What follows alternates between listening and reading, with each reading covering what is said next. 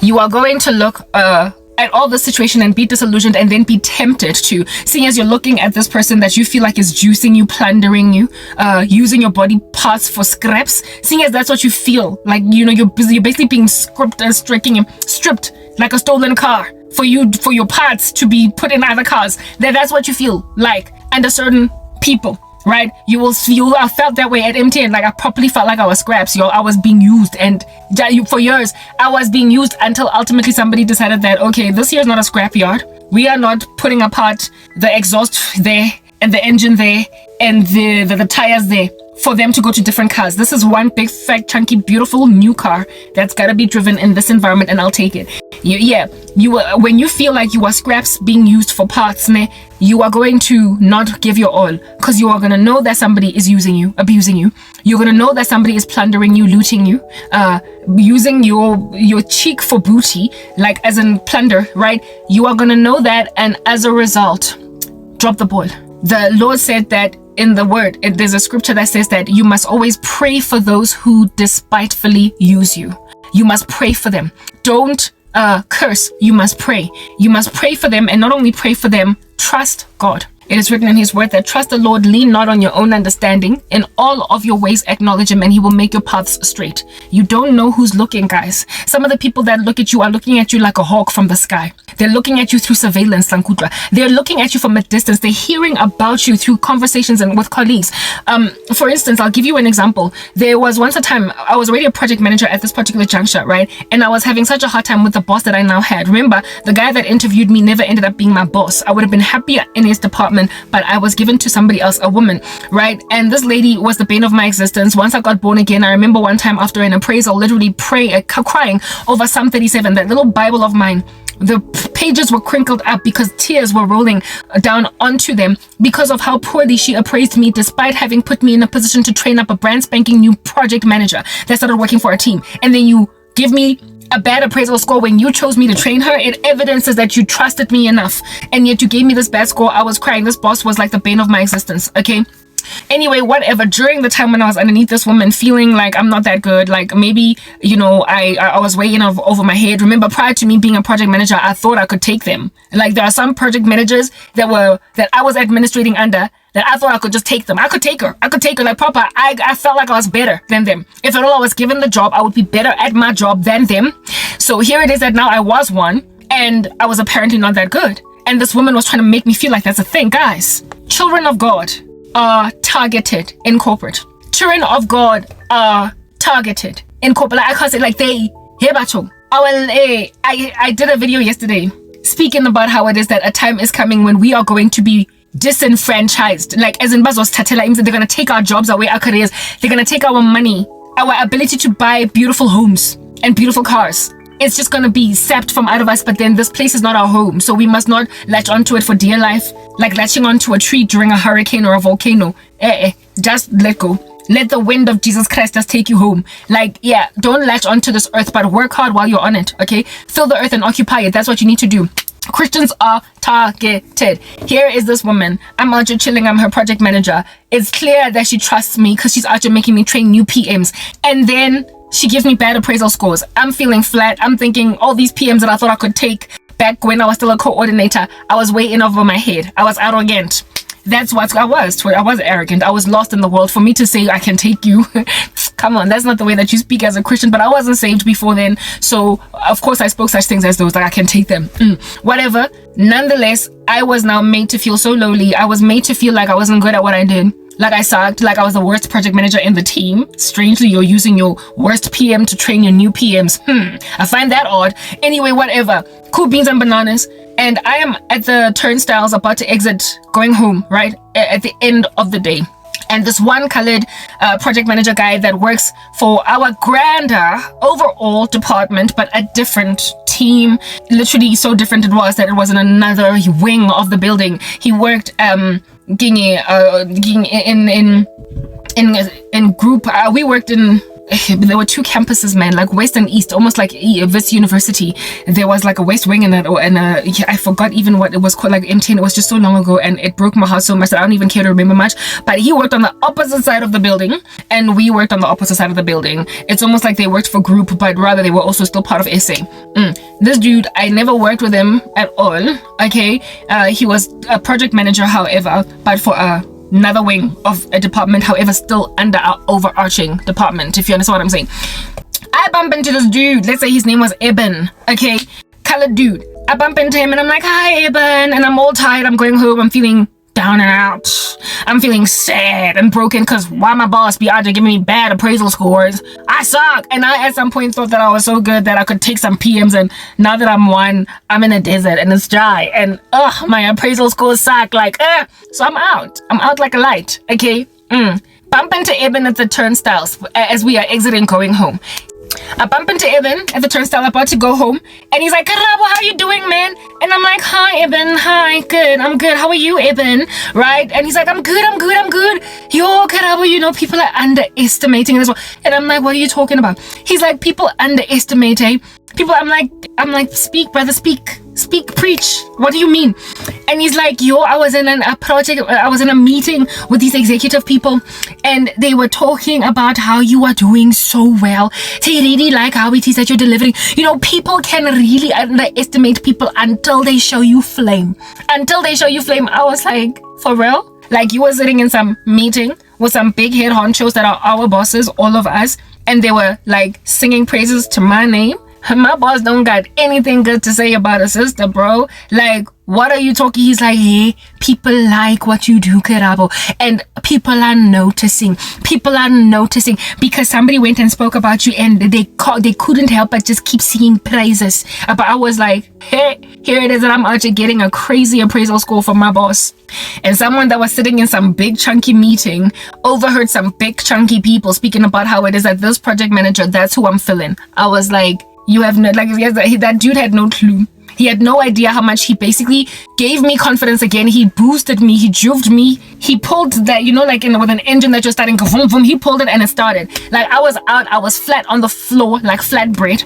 And this dude energized me. He energized me and made me realize that my boss lady was crazy. And she was, again, a hoarder. She was hoarding me. She was sabotaging me. She was making sure that nobody sees me for what I am. And therefore, giving the wrong impression of me. But I don't work in isolation with this woman. I have other colleagues with whom I work, and some of them were happy to make it evident that this here is a really great resource for us, and we are grateful for her. And one of my colleagues caught wind of this and told me as we were leaving the office, and it made me feel better. You don't know who is looking at you. And again, when this Eben guy was telling me this, he did not give me names as to who was speaking such haughty things about me, but he was basically making it clear that don't underestimate people. We underestimated you. We looked at you from a distance and were like, well, you're just some coordinator. And then you become a project manager, and all of a sudden these are the praises that are being sung about you in certain spaces. Like, keep up the good work. You're being noticed, right? Somewhere else, people were sabotaging the living daylights out of me. But elsewhere, others who were not so menacing in their hearts did better by me. So it did not matter that my boss gave me bad appraisal scores. And it also did not matter that she was saying that I was not that great a project manager to her boss, who was my boss by... Her boss was my boss by association. You get my point. Like, he's the bigger boss than the main boss type thing. And so when you're busy telling the boss of my boss that I suck, you're saying to this man that out of the 5 project managers or the 7 project managers that this woman has, there's a rotten apple, and this rotten apple is Karabo. Like, that's what my boss was doing, and my boss's boss was taking this in his stride. But it does not matter even when you have got somebody lying to someone that you cannot afford to have your reputation tarnished in the eyes of. Like, I could not afford for my boss's boss to look at me like that, like something that was just not pulling its weight in the overall teams that we were working in, because my boss's boss is as good as my boss. I want him to see me and look upon me with favor. But this woman, chose not to acknowledge my name, and my boss's boss looked at me like I was not that good. But it does not matter. Why? Because my boss's boss was not the only person looking at me. Neither was my boss the only person looking at me, and neither was my boss the only person willing to say anything about me. There were others that I worked with that were willing to basically funnel different information to different portions of the department or the organization that was different from what it is that my boss's boss heard. So even what I'm trying to explain here is that even if you don't get acknowledgement from within your own department or your own boss or your own boss's boss, even if people right above you in your line don't care to acknowledge who you are, you could be getting seen by people laterally on the periphery elsewhere that care to acknowledge your success. So don't be scared of saboteurs. That's what I'm getting at. People who speak smack about you, ningabasabi, because you very rarely, when you are working for an organization, are only ever working with those who sabotage you. With just 5 or 10 people, you tend to touch so many people, and some of them will acknowledge that which others are not prepared to acknowledge. So don't fret in front when you are in a desert land with people that are nothing but saboteurs or naysayers or hoarders.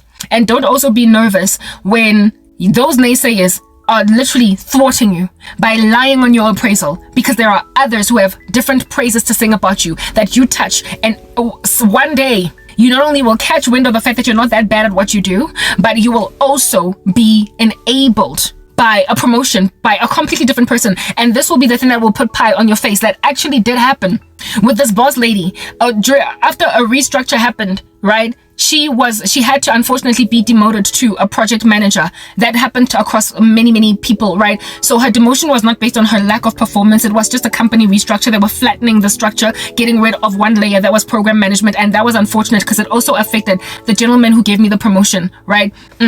Once they flattened the structure, they then gave us one boss above it. That was a senior manager. And this senior manager, as soon as he started his job, immediately gave me acknowledgement and exalted me to position of program manager.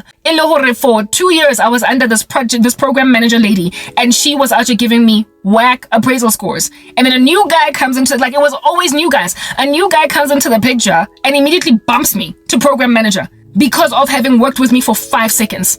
Disproving, therefore, the crazy of this woman. So when you are kept in a dry little patchy desert, do not fear. The Lord is the one that emotions company restructures. He's the one that brings people from different places to see you. He's the one that causes a company to sign a contract with your company, the boss of which decides to snatch you, steal you, headhunt you from that particular organization. And now all of a sudden you're acknowledged. Do not be scared of people that want to keep you in a grain. That's what I'm getting at. Because you don't know what God is doing. When I just keep working, that people out there in the wilderness might acknowledge that which others are not prepared to acknowledge. That's just the way that this whole structure or system works. When I was working at Kijima, that internship, you will remember where I mentioned it, where it is that I was a project manager intern. Hey, my goodness, there was a girl that was a project manager there, and she was given me, I was shadowing her. She was my trainer. She was the person, like, you know, when you are an intern, there will be somebody that they make you follow around all over the show. Yeah, she was the one that I was following around. She was assigned to me. Yeah, guys.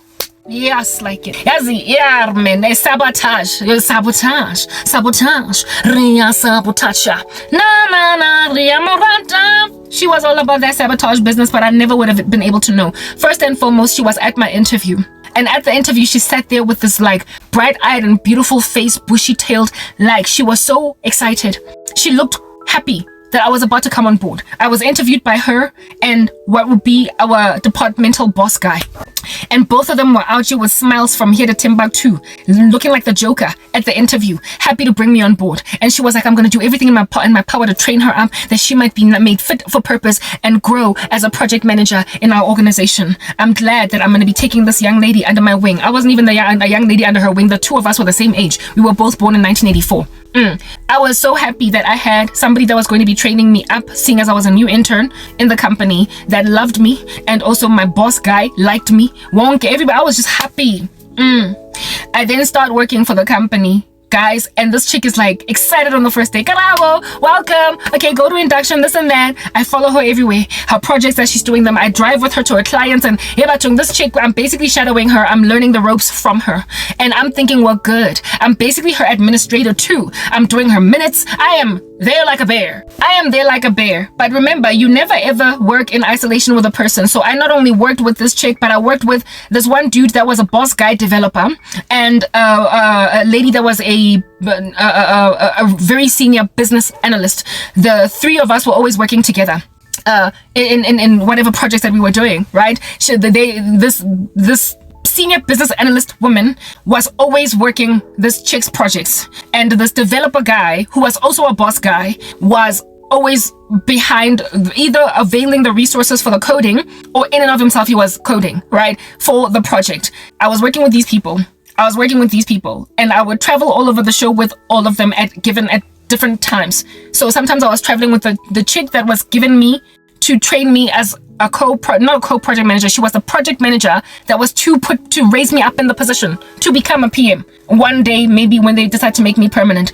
And then there were all these other people. Sometimes the boss guy developer and the senior business analyst took me to meetings by themselves. Like we would travel, like literally even out of the province to like Northwest and Mpumalanga with me. But this chick would stay in Johannesburg because she had her own projects to do. So I was basically shadowing everybody. I was shadowing the developer, I was shadowing the business analyst, and I was shadowing the project manager. So they all were sort of kind of my bosses, you know, at the time.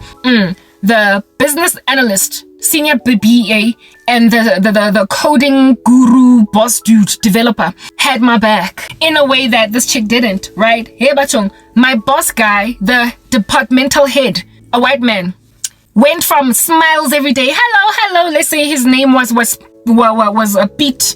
Hi Pete, how are you?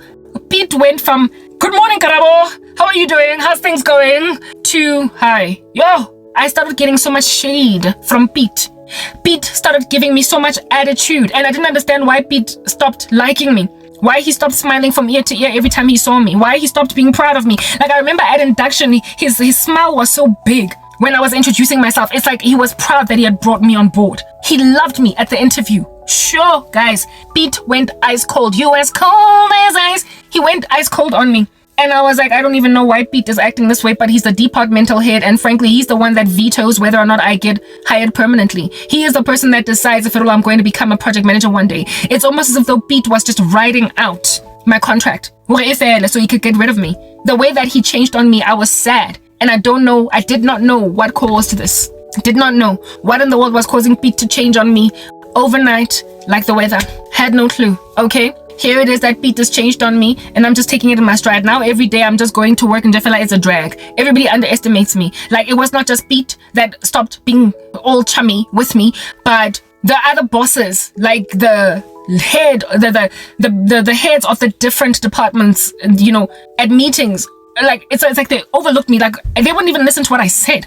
One time I did a PowerPoint presentation, and the lady that ran the department literally went and told somebody that she believes that I stole that presentation, that somebody else did it, and then I just came and parroted it. She refused to acknowledge or believe that I did that work myself because I was presented to them all as so lackluster, as so whack, that there's no way that I could have done that presentation myself. She literally accused me of parroting work, pirating it, plagiarism essentially, taking somebody else's work and making it my own, because she could not conclude that I did that because of the quality of the presentation. That is what happened. Like proper. It's almost like magical realism, like the story of Pablo Escobar. The way that people refused to acknowledge any good thing that I did in that company. It was weird. It was the stuff of witchcraft. Okay? Until finally one day I understand why Kholeso. That's actually why I left Gijima. Remember, I took a demotion and ended up working as a coordinator at MTN. One of the biggest reasons why I allowed myself to leave instead of insisting on sticking around in that place, yes, there was also restructure and whatnot. It was because already a bad taste had been created in people's mouths about me, and I did not want to stay in an environment like that, because literally, you know, it's written in God's word that a good reputation is precious like silver and gold. This chick destroyed my reputation. This bright-eyed and bushy-tailed, like chummy girl that was basically excited, to train me up. One day, the business analyst and the coding guru guy, like when we were traveling, their hearts softened towards me. They developed a liking towards me. One day when we were traveling to a site, I get it, we used to travel to Northwest and whatnot, Mpumalanga, long trips, long drives. They decided to let me know. They were like, Yazi Karabo, I'd like you proper need to understand what's going on right now. But let's say this chick's name was Kagiso, right? Yeah. Let's say her name was Kagiso. This guy was like, these people, this girl, it was a woman and a man. They were like, Kagiso is sabotaging you. Like she keeps on telling Pete that you are horrible. She does not know what to do with herself. She is trying everything in her power, but you're just not catching on. You are slow to grasp basic concepts. Yo, guys, Ukagiso told Pete that I am slow to grasp basic concepts, that I can't. But the previous job that I did was at Nedbank, and I was a trainer. I was a facilitator for the banks. I was put in a position to teach people how to do their jobs. And this chick said that I couldn't grasp basic principles, having been an entire training facilitator before. Ingati mina angwazi 1 + 1 = 2. She made me come off as so lackluster, basically making Nedbank look like an irresponsible company to let me stand in front of delegates and train them. Because how in the world was she able to stand in front of delegates and train? Like, just by mere virtue of being the thing that I was in my previous employment, ought to have made that boss lady chick woman that thought that I stole the PowerPoint presentation from somebody else realize that she's mistaken, because I was a trainer. That's why I'm able to stand in a room in front of people and present with all this eloquence and all this efficacy of delivery, what it is that is on the PowerPoint. I'm able to do that because I was, like I said, a whole trainer, a person put in a position to impart knowledge to people and upskill them in their jobs. That's what I used to do. So of course I can slay a PowerPoint. I never would have been hired in the capacity of a trainer if I was not eloquent, able to, impart knowledge, share skills and upskill. Like, if I could not do that, why would I have been made a trainer? Like, Papa, why would somebody take a risk, go out on a limb and to just put some lackluster, ineffective person in front of people that have to go back on the job and do their jobs? Hey, guys, this chick went and told my boss that I ain't jack and that I am struggling to grasp basic concepts, that I'm slow like a snail, and that I am frustrating the living daylights out of her, that I am frankly like watching paint dry upon gazing at all of my lack of work ethic. Hey. When I was told this, I was like, this information. I cannot go and speak for myself to the boss dude and say, I heard that this chick thinks I ain't jack. Because then that's going to be like, who's spreading all this office gossip? How did this boss guy, the coder guy, and the business analyst find out that this is what's going on? Because this chick was so brazen and so arrogant that she said these things in a meeting while the business analyst and the developer were there. She basically gave feedback to her boss about how I'm performing in front of these two people in a meeting and reviled my name and expected them to keep mum and just take it. She would say these things in front of them, and the boss dude would then go back to the coder dude. Frankly, my contract was renewed because of these other two people, and be like, is this really true about Karabo? So this man was ambivalent. He was torn about me. So they kept on extending my contract, not making me permanent, because he was never certain who under heaven to listen to. When I happened upon this air battle, and the way that this woman, when she was with me, hey, as it duplicitous, double stand, like two-faced. She was like, oh, Karabo, I'm training you up. I'm proud of you. Wow, well done. Thank you. Yeah. And then she would go to the boss and be like, yo, she can't even walk the way Lomuntu as slow ngakon. Where, oh, yo. I got reviled like no man's business by this female, and it caused me to just take in my stride voluntary retrenchment, even though I was moved to another department in this company. When MTN offered me that administrator job, I was like, I'm sorry, I'm leaving, I'm going. I can't be somewhere where somebody is literally actively sabotaging me. This chick was already trusted. She was loved in the company, and she reviled my name. Like, she was, so when I walked into the door, competition, and she was like, I'm gonna eliminate her. We were all young and upcoming young professionals, right? We were all more or less the same age. Like 24, 25, all of us. And this chick was like, but I was, however, among the only black girls or black women in that space. So she opened a fellow black, potentially successful woman. And she was like, you're gonna go.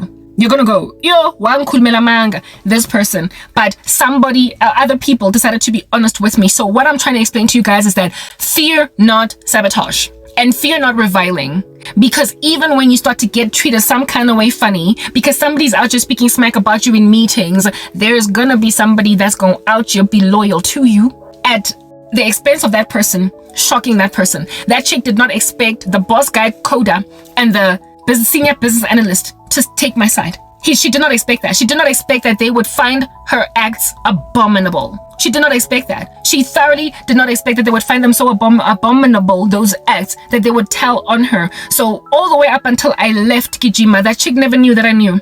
I never made it clear that I just took voluntary retrenchment, retrenchment, right? That's what it's called. Moved to another department and then left that department too for MTN. I just left. Like I allowed myself to leave. I very potentially might have stayed if still people had confidence in me. But who works with a team of bosses that when you do a PowerPoint presentation thoroughly think you stole that work from somewhere? Like who? I mean, when you're set up for that kind of failure, just go. And so I went to MTN. I don't know what would have happened, Kokijima, if I had stayed. I would have stayed a project manager. I would have never had to demote. I would never ever. But then I was just like, as in, So I left, and then MTN made me twist in the wind for 2 years. But yeah, what I'm trying to explain is that they're everywhere. I'm a saboteurs. They're everywhere. They are everywhere. But do not fear them.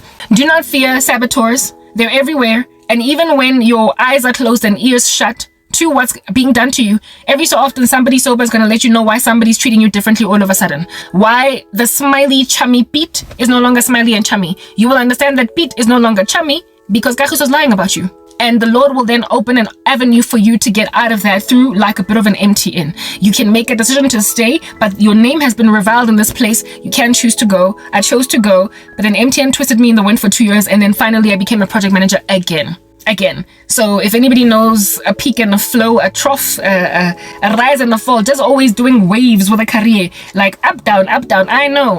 I took a demotion because I was out here being reviled. But do not be scared of those who speak smack against you, because every so often you're going to have people be prepared to share the gory details of how you're being sabotaged. God always puts people in the right places that you might not be left out on a limb and super crazy confused when certain things happen. But all that stuff ultimately works out for your good.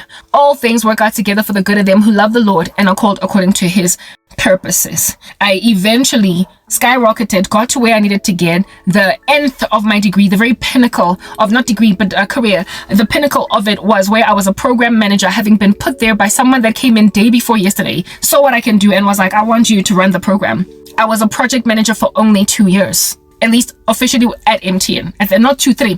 I was a project manager for 3 years at MTN in an official space, right? All along, I had been shadowing other PMs. I had previous 1 year experience in project management. So my total project management experience was only 4 years. And with 4 years complete total project management experience, I was promoted to program manager, or at least awarded an opportunity to be promoted by someone that came in 2 seconds ago. My existing boss would have never given me that opportunity.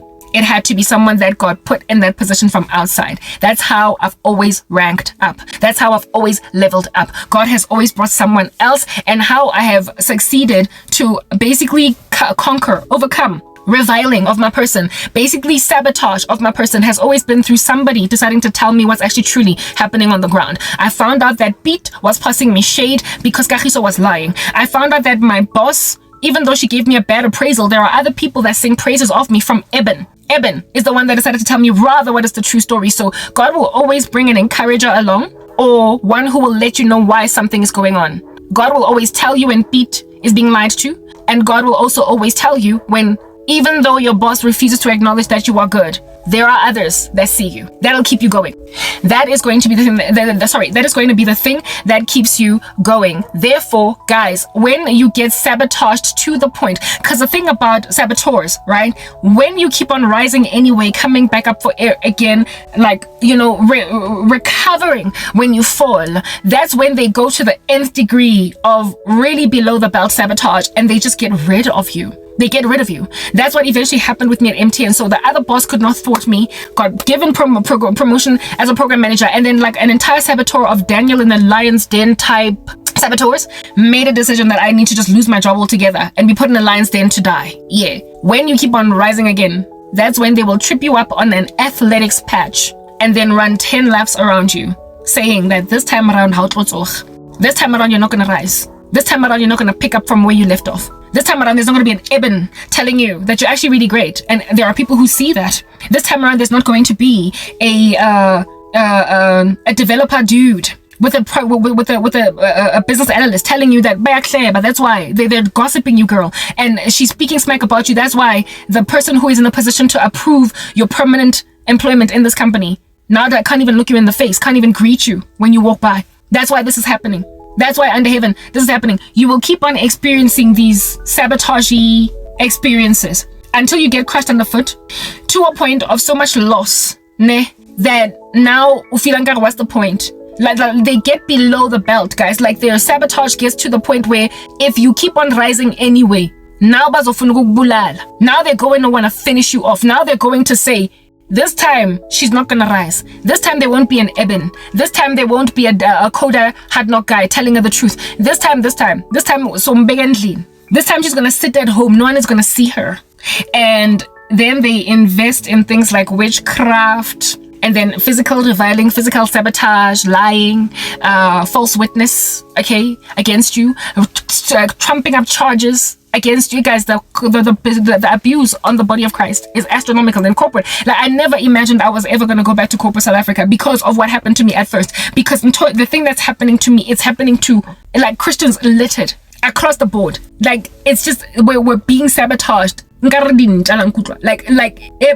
sabu touch what's about Elia Fet Albert sabotage that they might elevate themselves. It's a Daniel in the lion's den type scenario gawking at you. But even in the instance of Daniel in the lion's den, never forget that when Daniel was thrown in the lion's den, the main head honcho dude Darius didn't want him there, and he was frankly rooting for Darius to come out. Similarly to Nami, the CEO of MTN SA at the time, was like Darius. He did not want me discarded. But these satraps and administrators got a sister fired. Do you understand? From her job, even though I was completely innocent, my hands were pure. That's what went down. And also in the case of just sabotage and there will always be those who are happy to root for you. Those who are happy to tell the truth. People who essentially just look at a situation that is obviously unfair and wag their heads on some, but why is this even okay? And for as long as there are people who say, but why is this even okay? There is hope for you. There is hope. There was somebody rooting for you to get out of that lion's den alive and well. Darius, his hands were tied. And so all that he could do was root for Daniel. And Daniel was okay in the end. The satraps and administrators were, however, thrown in that situation. There will always be a person willing to stand for you. Like in my family, I got ignored for an entire decade until somebody was like, what nonsense is this? And they helped me along. There will always be someone in a group of people that will never do anything right by you, that will do right by you, re-establish you where it is that you had fallen. There will be somebody that will be happy to help you put on your sneakers again after somebody ripped them right off your feet, that you might continue to run. God will always place them in the right opportune time. But in the time when you are out like a light, you cannot walk away from God. You can't abandon faith. And you also cannot, upon being recovered, imagine that you're going to start strolling now instead of running. You put in the time back in the day. You worked hard. People saw. Others didn't care, however. They sabotaged you and were happy to commit abominations in broad daylight.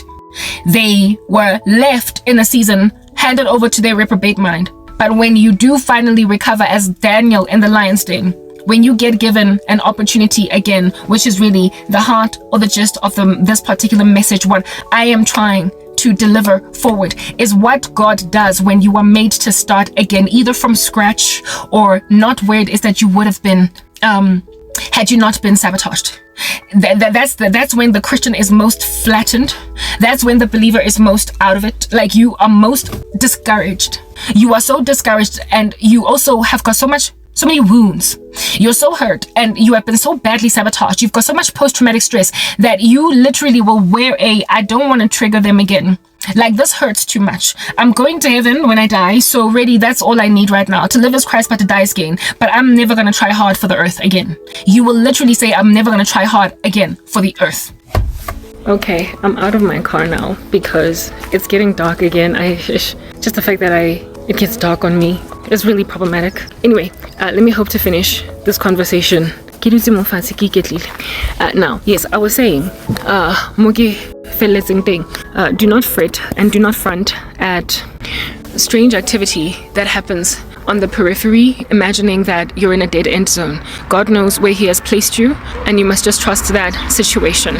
Now, in terms of those who sabotage all the way to the nth degree, where it is that they witnessed, right? They observed how how quickly you grew and how it is that you kept on defying the narrative. In other words, you basically shot past their attempts to sabotage you. You prospered despite their attempts to sabotage you. That's when they get so below the belt that they're prepared to literally pull the rug from underneath your feet to the point of career loss, like to the point of booting you out of a situation altogether. Like the kind of situation that is similar to that of Daniel in the lion's den. That situation, when you are in it, when you come up out of it, this is what I'm trying to encourage concerning now. When the Lord takes you out of the den as Daniel, sometimes you have to start either from scratch or not quite where you were last time, some kind of regression. Earlier I spoke about it being like a muscular dystrophy. You have fallen while you were running track. While you were running a race, you fell. And people ran 10 laps around you. In my particular life, it's been 10 laps, where each lap representing a year. And so when you stand up, you're going to be tempted to sit or walk. You are not going to want to run. You are going to wear, and I'm speaking for myself now, you will tell yourself that, just out of PTSD and fear of what people have done to you before, you will start to say stuff like, look, okay, I'm Christian and I'm going to heaven. This world is not my own. This world is fleeting, it's passing away. And if at all it's going to be this hard to succeed in it, if it's going to be this hard to do well, proper, insofar as me, I've got bread on my table. Insofar as me, I've got petrol in my car. Insofar as me, you get my point. Insofar as my baby got formula, really, that's enough. Whatever it is that I am in as a situation, I'm content. But I'm not going to cause or leave opportunity for these people to rip the carpet from underneath my feet again. I'm not going to fluff my peacock feathers like I did before, because that's going to get me hurt. A lot of times what inspires, laziness in people is, unbeknownst to themselves, PTSD. Sometimes people are made lazy by post-traumatic stress, guys. And by that, I mean they are made to second guess what they are to do in Christ, because they imagine that there is no way that God would have ever let them fall apart, only for them to be recovered so many years down the line, and for them to then still pretty much try on their dreams again, for them to try on their goals again, and so therefore endure the same pain on a loop, a cycle again. Before people sabotage you to the point of career loss, they tend to have tried to sabotage you to the point of career thwarting. In other words, they will have actively tried to prevent promotions, actively lied about you in appraisals, given you bad appraisal scores. You will have been able to still maintain your job, but just really restricted, really thwarted. Do you understand? Until it gets to a point where, because you keep on bouncing back, they not just boot you out altogether. You're going to have fear, post-traumatic stress fear of, Hebatung, if I still strive like I strove before, I will yet again have more sabotage. I will yet again have more thwarting. I will have yet again more below the belt attempts and making sure that I don't get anywhere. They will keep on trying to freeze me. And so instead of losing a career again, because the trauma of having been unemployed for as long as you were will be such that you will do everything in your power to not ever lose a job again, just insofar as you have enough, you will be tempted to not even fluff your feathers. How can I describe this? It's like, for instance, with women, this folly of thinking that in order to make men be content to stay with you and maybe even propose marriage to you, you have to dumb yourself down. In other words, be all ditzy and be this girly girl that can't really use your own mind, even though you're a whole theoretical physicist. And thinking that going on a date with a dude, you have to completely hide that part of you. On that day, you're marrying a man that does not know the other side of you. And at some point, that other side of you is going to pop out like buttons popping off a shirt because it's too tight on a muscular man. At some point, the true you is going to come out. This man is going to find the true you, and because it's not what he signed up for, it's just going to result in bad eggs later on in the relationship. You might even get divorced. So you are better off just putting your best foot forward, what it is that you are in its comprehensiveness, completely and entirely who it is that you are, that when this man makes a decision to stick around with you, he does that making an informed decision. Do you understand? Do not assume that every man hates a strong woman. Do not assume that every man wants his lady dumb and unable to do anything but cook in the kitchen. Similarly too, you will be imagined that in order for you to maintain a career or maintain a job, not get fired again, you have to now simmer yourself down. You can't be as good as you used to be before. because now you got a baby. Now you got like, so much fear of being evicted from your apartment again. You've got all that post-traumatic stress of all your furniture being strewn on the street because your landlord threw it out because you got kicked out of a house due to the fact that you couldn't afford to pay rent anymore, and just the trauma of having endured that once. Like you literally, when you look at a colleague manifesting jealousy to a point of sabotage, you will then have the PTSD of your furniture being on the street because you lost a job one time due to continuing to fluff your feathers, and they sabotaged you to the point of loss of career. And just so you can avoid ever having that situation unfold again, you will then literally do just enough. Rock up, hello, bye. What's habari colleague? Hello, bye. Don't raise your voice or highlight an issue. Hello, bye. Not recommend. Hello, bye. Not create. Hello, bye. Not be the best version of yourself.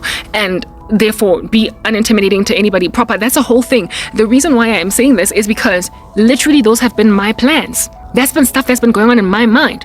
Like, I got so sabotaged and so bullied, and ultimately to the point of career loss.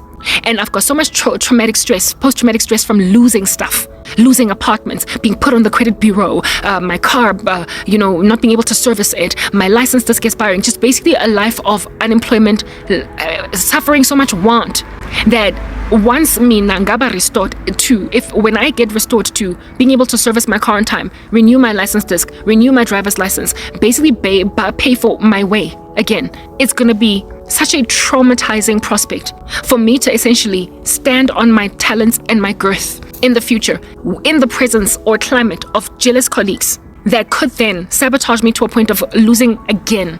And guys, this time I was pushed to the precipice of even suicide by this 10-year cycle of insanity. Do you understand? And for me to go back to that level of melancholy and depression again, it's just so daunting that I thoroughly, literally, these were thoughts going on in my mind last night as I lay in bed. I was thinking, this time around, I'm just going to hunker down and do enough. I'm going to do just enough, because at the end of the day, the rapture is happening. At the end of the day, the tribulation is coming. At the end of the day, this is not my home, this earth. At the end of the day, I am going to be in heaven forever, where there's no jealousy, there's no issues, there's no sabotage, there's no Daniel in the lion's den in heaven. And while I wait to go there, at least I will be able to buy groceries. I'll be able to pay for rent in an apartment. I will be able to maintain my life. I'll be able to buy basic things and renew my license disc and my driver's license. I'm going to have my own. I'm going to be able to pay my debts. Like, that's it. So, I'm not going to push. I'm just going to do enough. I even said to myself that I cannot like, I won't care anymore about basically... I told myself that I'm not going to care anymore about the quality of delivery of whatever work that I do. Not so much quality, but guys, there are so many people in this world that get by in their 9-to-5s doing literally such mediocre work. Like, they do just enough and they get monthly salaries. They come in every day, they go home every evening, and they raise their kids. They get old and they retire, and they were just like flatlined dog. Like, they were just in the center of the normal distribution. They were just ordinary. They were normal.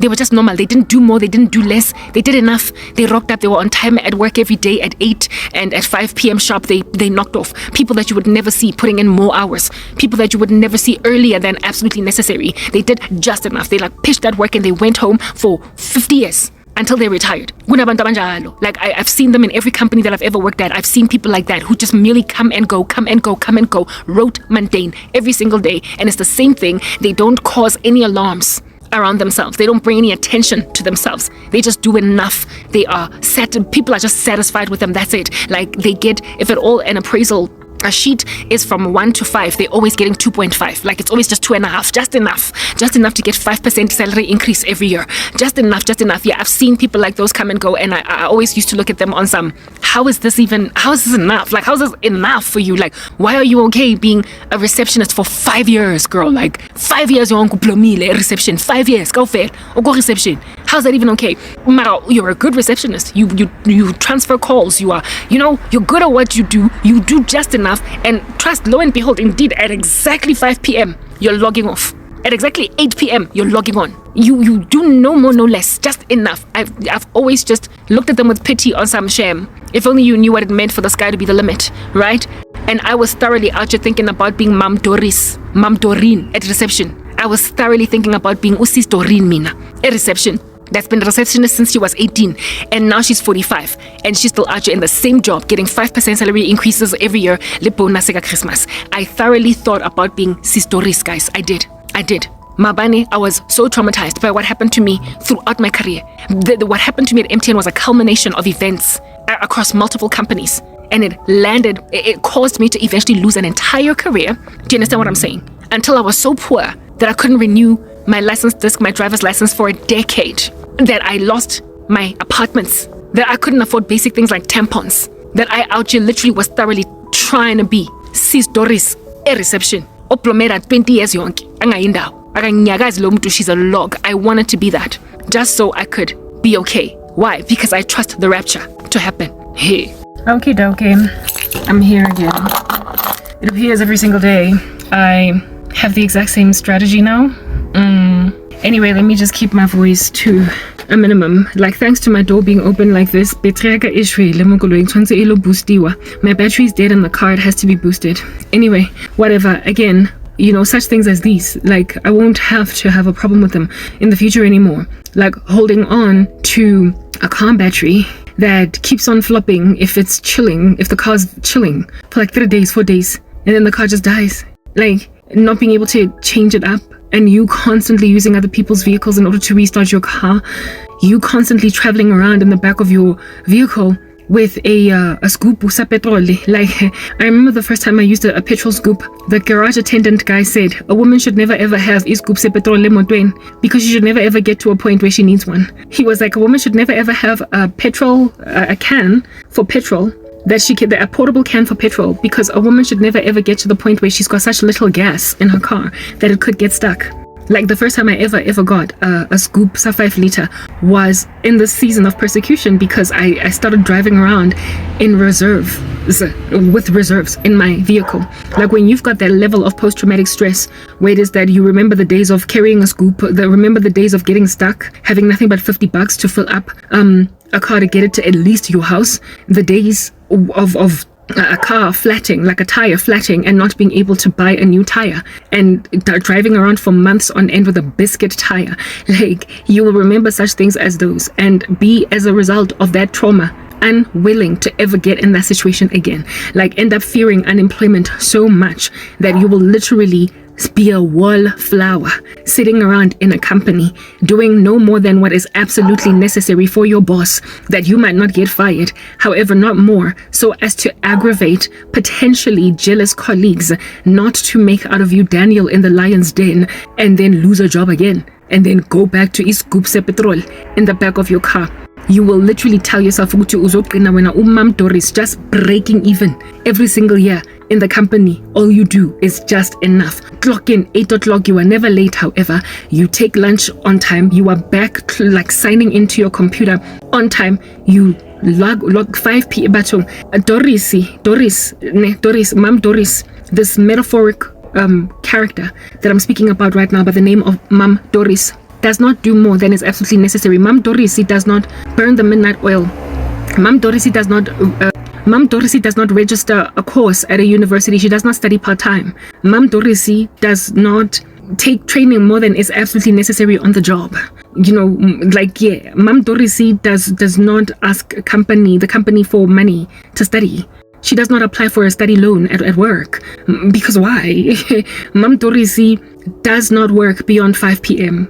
Like, Mam Dorisi's bag is already right next to her laptop, her computer, her PC at 4:45, because she knows that by 5, at 5, that's when she stands up. Mam Dorisi does just enough. Wonke loves Mam Dorisi. Nobody gives Mam Doris grief. Like, that's the thing. Mam Dorisi never ever has enemies in the company. She does not have anybody trying to sabotage her. She doesn't have anybody trying to pull the rug from underneath her feet. Everybody loves Mam Dorisi.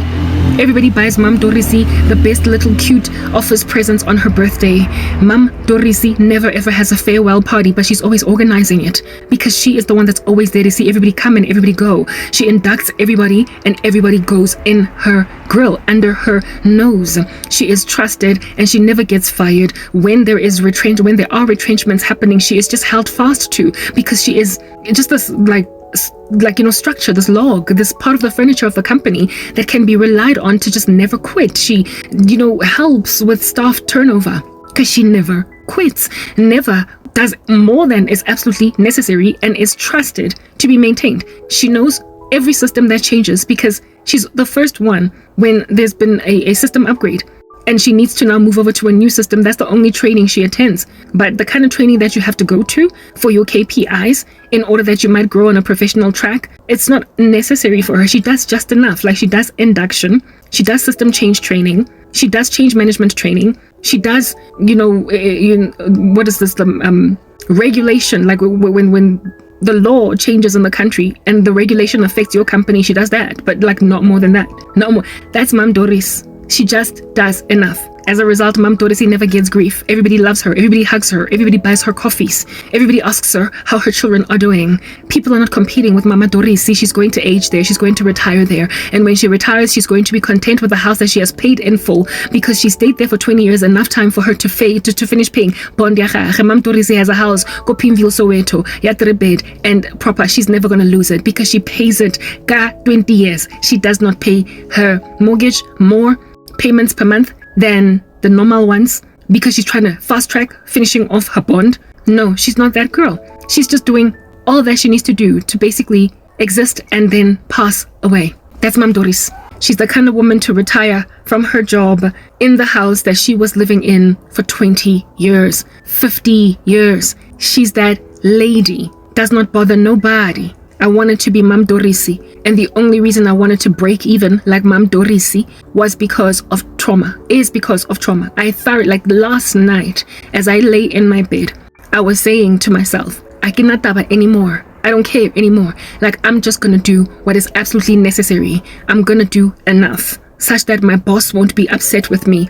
However, neither will she have cause to want to move me anywhere else. Like, guys, never mind that, but like jealousy, like guys, colleagues, hey, I have, like I said, what happened at MTN was a culmination of things that happened in the lives before, in the companies before, the environments that I was at before. I apologize for saying lives before like reincarnation. What I wanted to say was in the companies prior to that. I worked hard. I pushed myself. Like I said, Mam Dorisi does not put in extra time. You will not find Mam Dorisi at 7 p.m. in the office, literally trying to, seal loose ends, close deals, finish minutes, progress, a project plan, update it, finish a scope document, what is this, balance, a seal, what do you call this? You are not going to find Umam Dorisi essentially finishing something, so because she understands that if she does not finish it tonight, uzoba backlogged tomorrow. Mam Dorisi's work never is backlogged because it's that rudimentary, that basic, that foundational. She never has cause to stay late. She doesn't stick like, when I was a project manager, especially when we were going live, sometimes you would literally basically border on sleeping at work. Yeah, like just like on call. If at all you do go home with developers that they might as well bring sponges to sleep on at work because they can't leave while the whole system is now being, tested live. You properly burning the midnight oil, working well into the night with colleagues, going home at like 10:30 at night. Yeah, Mam Doris doesn't do that. Mam Doris does not know what it's like to still be in the office when the cleaning staff comes in because everybody's gone home, to deal with a ghostly company that's empty of staff because you're the only one at night and it's eerie and you feel like there's a ghost hovering. Mam Doris will never know what that's like. The people who do stuff like that are those that essentially have got these big dreams, these big ambitions, a particular type of character, personality set of a person that is ambitious, striving for whatever dreams they have. Trying to push deadlines, and is certainly determined to be out of that particular position in 2 years. They are not trying to stay in an admin role for 2 years, 3, 4, 5. They are not trying to be maintained in that. They every opportunity that opens that is for a promotion into a higher level, they are applying for it, whether or not they are considered naive and overly ambitious to apply for it. Nonetheless, they've got that kind of ambition. Yeah, Mam Doris is not that girl. She is literally not trying to go anywhere. She is comfortable and she is not threatening. As a result, she is barely harassed by any kind of corruption in an organization. Even the most nefarious of colleagues in that space that is two-faced, duplicitous, prepared to pull rugs from underneath everybody's feet will not look at Mam Doris with that eye. I wanted to be Doris. I literally said last night that I'm going to be Doris. I'm going to do enough because not only am I like a potential Doris, right? I am a Doris with a spiritual gifting, aware of the fact that we are literally at the end of the world. I am a Christian and I'm going to heaven. I am sojourning. I'm an alien in this place. Persecution is exorbitant. I've endured 10 years of poverty. I don't want it again. So really and truly, I'm just going to do the bare minimum, break even, not more, not less, not trying to make a profit, just breaking even. And then at the trumpet blast, I will be caught up to meet the Lord in the air, get an incorruptible body, and start to finally be who it is that I was supposed to be forever. Until the Lord clobbered me with comprehension that like a door turning on its hinges, so too does a lazy man turn on his bed. And that a little sleep and a little slumber and a little folding of the hands to rest and poverty will overwhelm you like a bandit and scarcity like an armed man, until Jesus Christ made it evident and clear that if you go and grab your talents and your skills and you bury not even one of them in the ground, I will consider you a slothful and a wicked servant. You are to steward those gifts. I did not put you on the earth to be a mere existent log that just rolls around on the spot when the wind is lofty enough. I did not pack you with what I packed you with, that you might fear man who can only kill the body and thereafter do nothing, but rather fear me. You have to encourage yourself, and not only that, you have to encourage anybody else that is in your shoes also, because you're not the only one. You're not the only person that has endured so much suffering, so much persecution, so much hurt, and so much indiscretion at the hands of people, that you would decide to be like a log that is merely in existence, swaying left to right with the wind, but doing no more.